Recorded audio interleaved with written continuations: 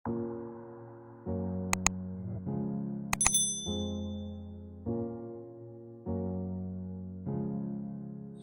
Education সেন্টারের পক্ষ থেকে সবাইকে স্বাগতম। আজকে আমরা অ্যাপ্রোপ্রিয়েট প্রিপোজিশনের ইন ওয়ার্ডটার ব্যবহার সম্পর্কে বোঝার চেষ্টা করব। ইন কোথায় কোথায় ব্যবহৃত হয়?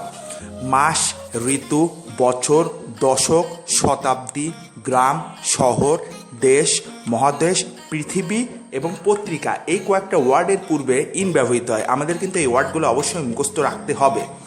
যেমন I was born in November, মানে আমি নভেম্বর মাসে জন্মিয়েছিলাম, তার মানে এটা কি বোঝাচ্ছে? এই যে মাস বোঝাচ্ছে। My uncle lives in Dhaka, in Dhaka এখানে কি বোঝাচ্ছে?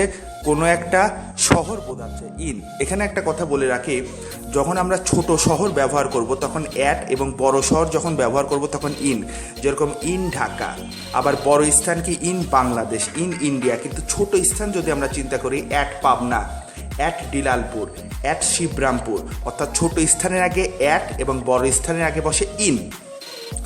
Everest is the highest mountain in the world. Everest হচ্ছে পৃথিবীর ভিতরে সবচেয়ে বড় পর্বত শৃঙ্গ। তার মানে এটা কোথায়? পৃথিবীতে। তার মানে পৃথিবীর আগে কি বসবে? ইন বসবে, কারণ এই যে পৃথিবী ওয়ার্ডটার আগে কি বসে? ইন বসে।